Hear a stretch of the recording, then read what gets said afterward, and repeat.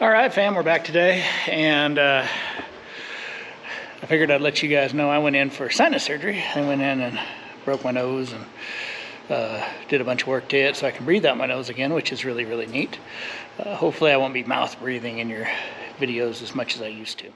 I'm still recovering. It's only a week out. I just got the stents out of my nose, so I'm still getting used to it.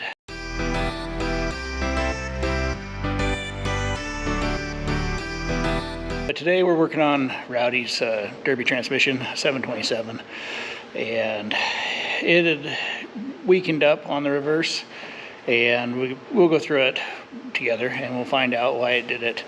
It is the one for one of his heavy builds, so it's got a brace on it, and I really do not particularly like this brace, and I'll show you kind of why. So this is the brace that was off of Rowdy's transmission. I don't know where it came from originally. He bought it with a transmission, or on this transmission, or where this transmission goes. It fits okay, but not great, and it could be part of just how it was welded up. I mean, it's strong, and it's heavy, and I guess that's what braces need to be. But it doesn't fit as accurately as it could or should, I guess. It's really stout, and the case did end up getting a crack in it. So he wants to run this brace. His car's set up for this brace. I hope he'll throw this brace in the garbage after this car's done, because I dislike it. I'm gonna have to do some work to it. We have to set it on with an engine hoist. It's a whole process. Currently, right now, we can't get the tail housing out of the brace because the tail housing's right here, and it's got bolts that go into the tail housing through the brace, but they've got this plate welded on, and the plate covers up the bolts, and it's welded on all the way around. So we'd have to cut this plate off to get to that, and it's already set up to go in this car. This needs to be done this week because he's going to Havoc on the 11th, so we got to get it put together. So I think we're just going to leave this for right now, and we are going to run this brace for this car. It's a 727 with a small block Dodge. I think he's running with some sort of hot rod small block Dodge. It's been a good transmission. It's been in a handful of derbies. It was due to be freshened anyways. I probably could have just adjusted the reverse band and it would have made it through Havoc. But you know, we want to err on the side of caution. We want Rowdy to do well, so we're just going to go through and build another transmission for this. We're going to take some of the good stuff out of the transmission that's there. It's definitely hurt. So we'll go in there, I'll show you that transmission, and we'll go from there. But I figured I'd just show you this brace and why I hate it so much. So we're back here in the transmission shop now. We got Rowdy 727 here. We've got a Turbo 400 we're putting together over here. Cases in the background, clear down there, it's orange. But we're doing a cut bell housing case for it. And we might touch base a little bit on that in another video. But basically, here's that 727. We built this a few years ago. It is running a stock case. We've not had any problems breaking cases with these 727s. It's pretty rare to break a bell housing on one.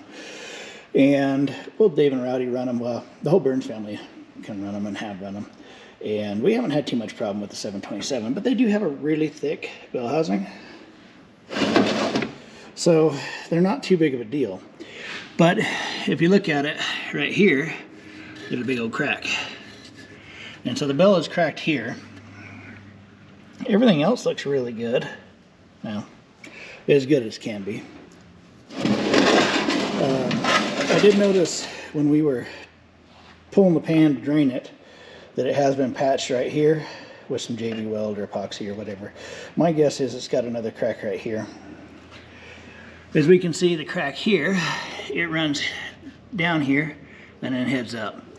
And I'm really worried that having that brace bolted to this ear, because it bolts here all the way around the bell housing and on the tail housing here, that I think it was holding pressure on this.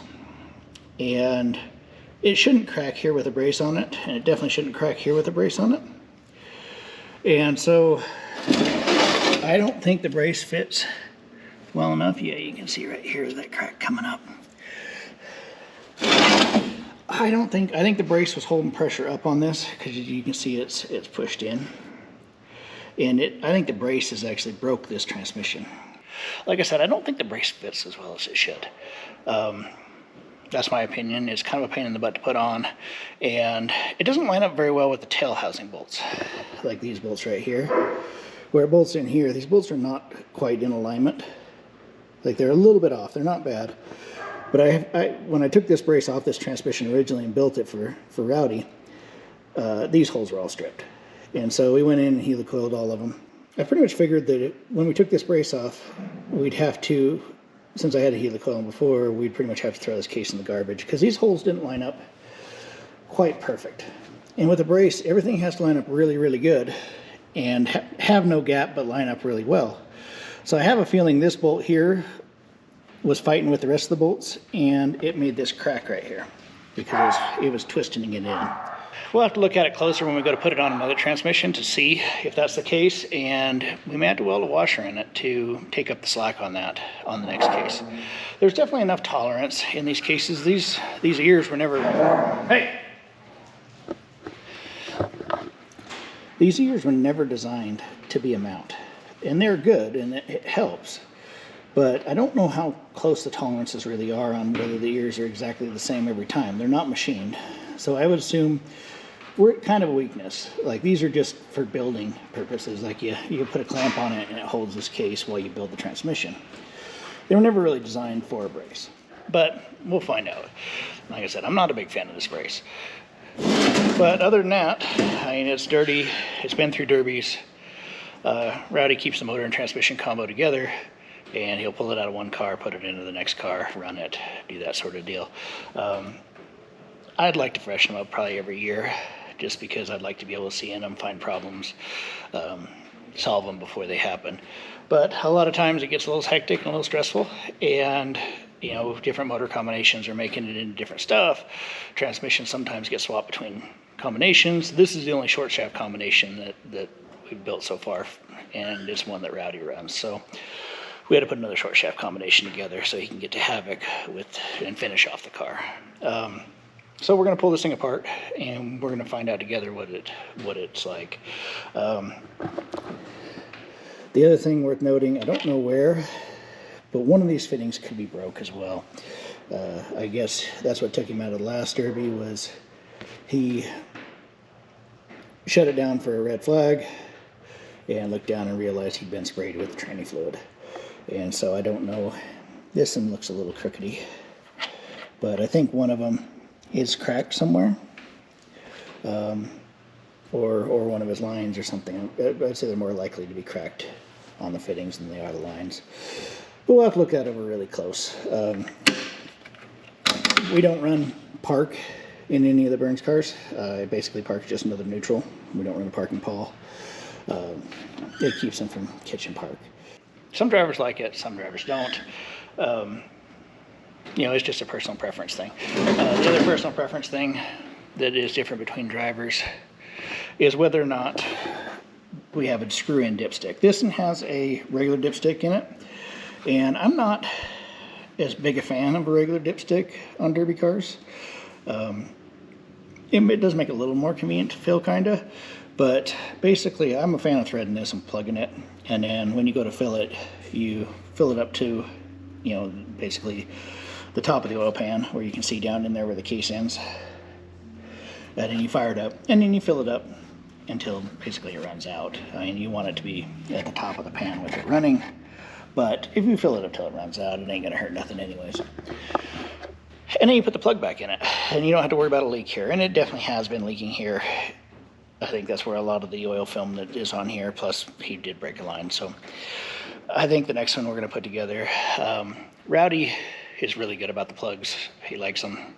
Dave likes the dipstick. It's just personal preference. I personally think the plug fill is better, but it can be a pain in the butt. It's not really any guessing. It's not hard to deal with, but you know, you just put a funnel in it and you fill it up till it comes out with it running and you're full.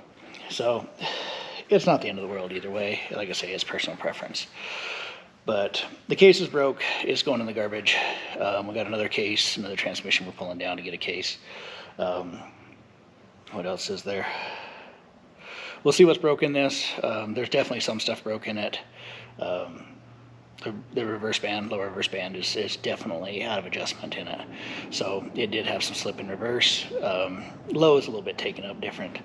But we'll get into this, get it taken apart, and then we'll go from there.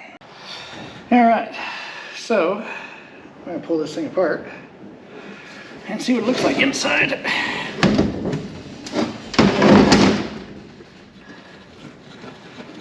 The fluid is pretty good colored. It's nice and red, but we drained it in the shop, but it's not the greatest.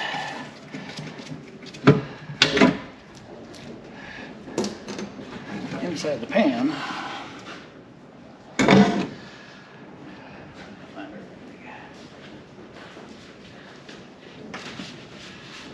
the problem is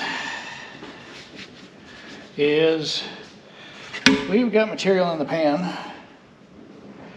At some point in time we've had a failure, but what you get is there's a lot of aluminum, like big chunks of aluminum in here.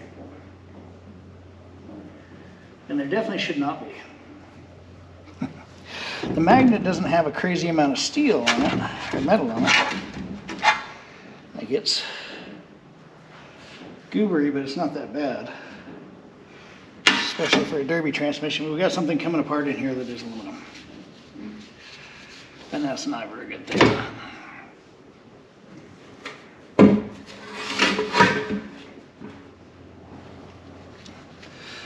This one's got a full manual valve body in it. It's billet. And a billet reverse servo.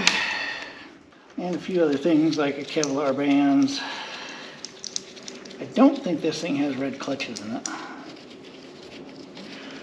It was still functioning, but it was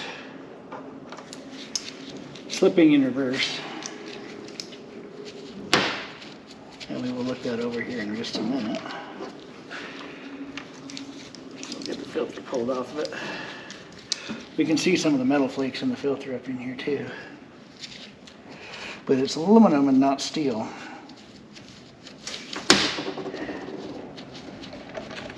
Which is always a bad thing. Copper or brass is like one of the worst things you can see in there, and aluminum is a close second, because that means something aluminum in there is bad. And there's not steels or frictions that are aluminum. The reverse band that's right here, it should only have probably 1/4 of an inch of stroke before it's tight, and we're probably an inch. And so that's why it was slipping in reverse. It's because it was traveling. It was running out of travel in the piston. When the piston comes up, when the piston comes up, it engages this band down here. Now looking at it, there's definitely going to be some wear. So that's going to be our problem. And if that was the only problem, I'd say it just has a rear band that's wore out because it's been through a handful of derbies. But since we got so much aluminum in here, I am guessing we have something else wrong in here. So we got the billet CRT valve body. We got to pull the shifter off here, and then we take the bolts out of the valve body, and the valve body will slide off.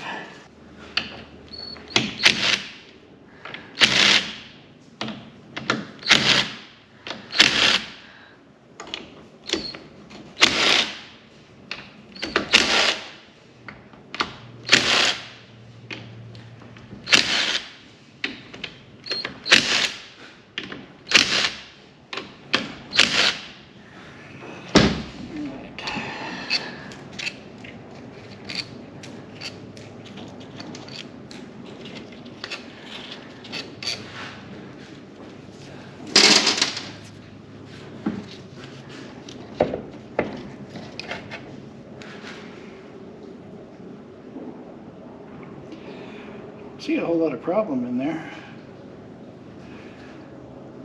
Don't see any aluminum built up in it.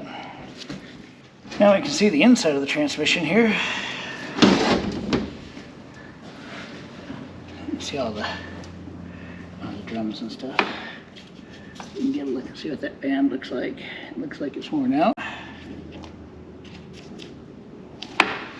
We'll see a little more here in a minute. But we will pop the bands loose.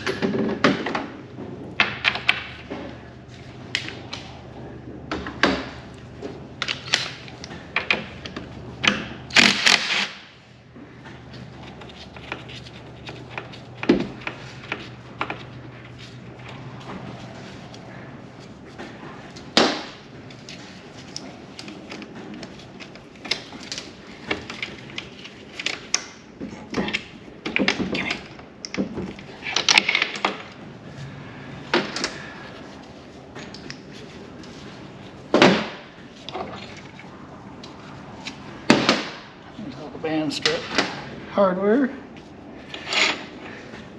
Yeah. Feels like it's completely wore out. Not sure why. Should have lived a little longer than that.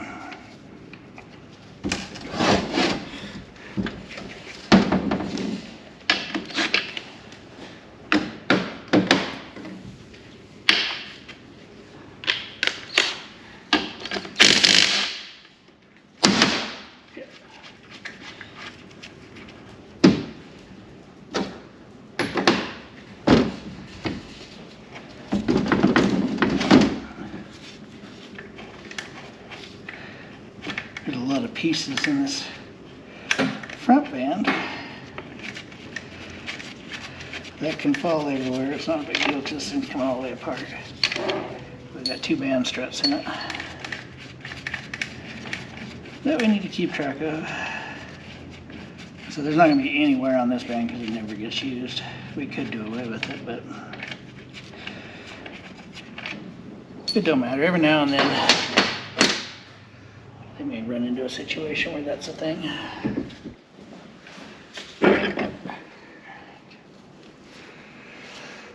Well, that's in there still. I kind of thought that's where the other fiber washer had come from, but it wasn't.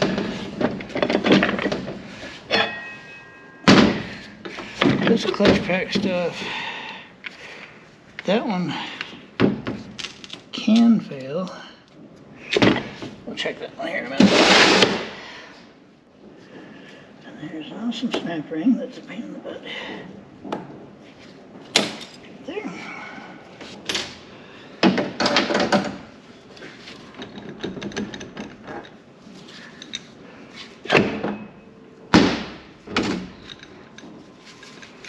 Now let's see. This planetary is in them.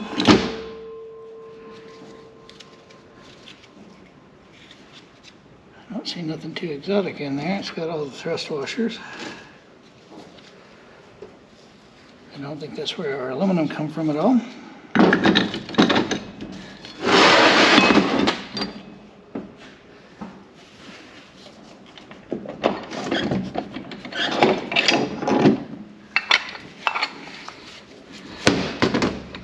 This planetary is aluminum. It's got a thrust washer in it. Doesn't look bad. Planets look good in that one.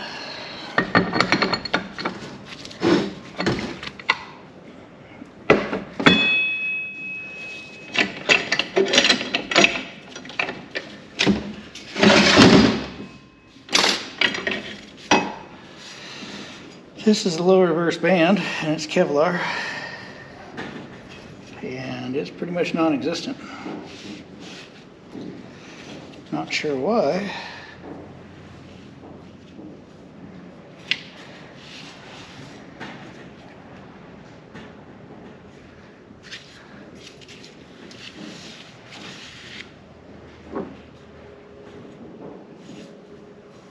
But yeah, there's nothing. There's a little bit of friction material left, but not much. It's pretty much gone. So not sure why that is that way.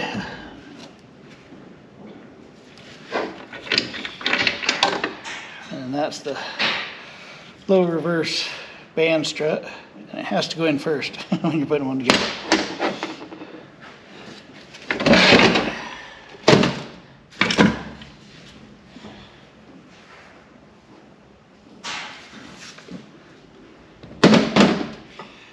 output shaft, it looks okay.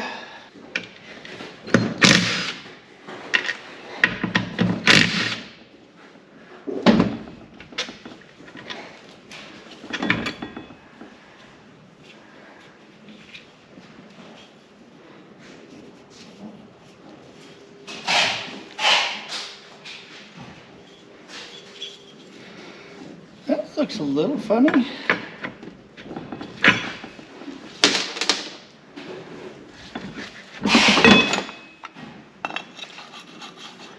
It's not bad. It just looks a little different. It doesn't feel weird. It looks different. Doesn't fit bad. Well, we've not found a source of the aluminum yet.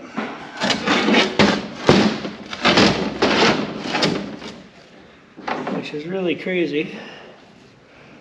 I kind of thought the sprag in here might be broken. But it's not.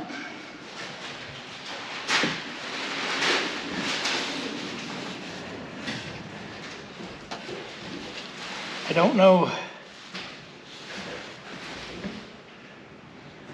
why there's so much aluminum in it. Like, there is aluminum shavings everywhere. As you can see down in here, there's aluminum shavings, a bunch more of them. You see right up here, there's aluminum shavings, a bunch more of them. We've pulled out everything that is aluminum. Check the planetary units.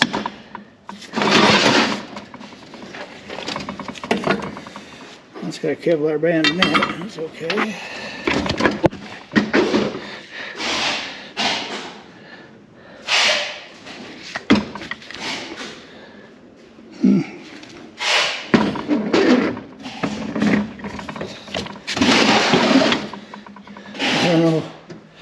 I don't know where it would all come from.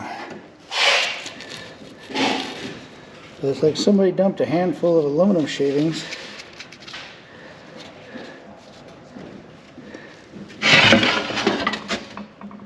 down the pan, or down the dipstick.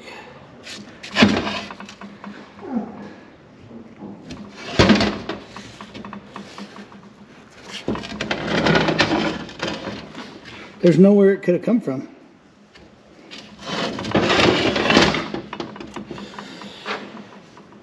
The tricky part about aluminum is it's not magnetic. It won't just pick up on the magnet. It'll float through the whole system. So the saga continues. It could have been some sabotage or some sort of crazy accident, but that's a lot of aluminum shavings. Like, it's everywhere. But it's the most expensive transmission we've built for Rowdy. And there's no good reason why there's aluminum shavings everywhere, but we'll come back if we find a reason why it's doing that. We're playing a little Sherlock Holmes here. And so there's usually a reason why something fails. Like, historically, how it works. Like when you have a part failure or anything else, there's a reason why it contributed to the failure. And as we're trying to get the reverse servo out, I kind of figured this might be the case. And I'll show you what we found. So as we saw before, the outside of the case here has been JB welded, which in and of itself is not the end of the world. It just, I guess, had a crack or a failure or something right here, and in the case, they JB welded it back together to hold it. The problem is on the other side of this is the reverse servo. And you gotta have two gears for derby. You have to have low and reverse. Like, those are the most important ones. And so we got the snap ring off the upper part and the spring for the servo. And this has a billet servo in it. And you look down inside there, there is JB weld through the crack, and it has went up against the servo a bunch of times every time they shifted into reverse. And so it wasn't letting the servo actuate as well as it should have, and it wore that band out because it was only half applying the band. And so instead of locking the band in fully, it was letting it slip. And as the band wore out more and more, it should have a material like this on it. And even maybe a little bit thicker than this. And so it would slip because it wouldn't lock in all the way.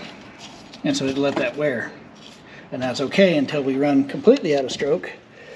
And as you see when we get this servo out, there's some damage up here from the JB weld that's through the side right here. And sticking out the side from where it broke. They pushed JB weld all the way through the case, and it held the servo back. It didn't let it come all the way up. And then now it's wore the band out enough to where it is wore out. So this case was bad as soon as this happened. And I vaguely remember something about it, but if I would have known it was into the reverse servo bore, then I would have done something. Because you can't have, one, anything in there, and two, as soon as the servo went past that hole, it'd just spray pressure out. And then it wouldn't apply the band either. So we'll check into it a little more and see if we can find aluminum. All right, fam. We got the first transmission apart, and you guys seen that. We have all the parts and pieces on this shelf here. These U-line shelves are pretty amazing for that stuff. We got all the bits and parts out of it. We didn't see anything wrong with this stuff, and we showed you where the case had been repaired. And so we're pretty sure that's where all of the pieces come from that were in the case and why it failed. It's important to know why it failed. So we got a parts one here. That's a stock unit. It's a short shaft with a bolt-on yoke. We're going to pull this one apart. We're going to take the case out of this, and we're going to start putting together. We'll get it cleaned up, and then we'll start putting it together. So, all right, fam, we're back again. We've got the new case all gutted down, cleaned up, painted. Made a couple modifications to it. Well, we cut off this ear right here.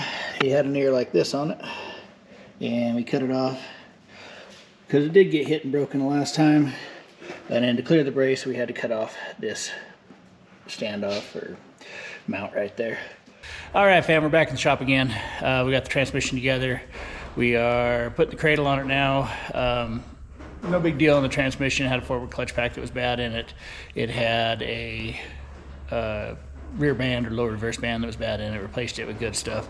Got it together in the new case, like replacement case, I guess. And then we're getting the cradle fit on it. The cradle is not very good. Like, this cradle is garbage and I hate it. It doesn't fit right, and it did damage to the other transmission, and we'll go show you that. So here's the other case, the case that was originally in it.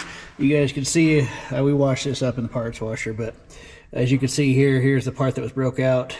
Here is where the aluminum, where they welded it, made it inside with the penetration, which is exactly what you should do when you get a weld, but the problem is in the reverse servo bore, and so it would stop the reverse servo from coming up all the way, which is a good thing, because if it would have come up here, it would have cut the seal and would just knocked out low reverse. So where we're talking about the problems with the cradle is, here's what the cradle did. So you see this crack that runs, starts out here, runs through here, down here, and then starts heading up. And then there's another crack that's right here as well. So you can see it a little better on the inside here. And you can see this dowel broke out, and it just chunked it.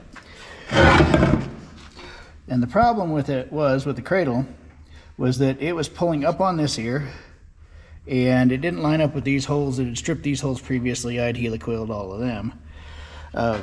Nothing fit quite right. Like, it didn't fit well at all. And you can see it was holding the cradle wasn't letting anything align to like get bolts in or do anything right. So for the last like day and a half, we've been modifying the cradle and trying to make it right. It would have been better just to cut it apart in the long run, and as bad as it is, that would have been the case. So what we've had to do is adjust all the holes a little bit everywhere. We put bolts in it to align it. We had to waller out some holes to even get it to drop bolts in nicely.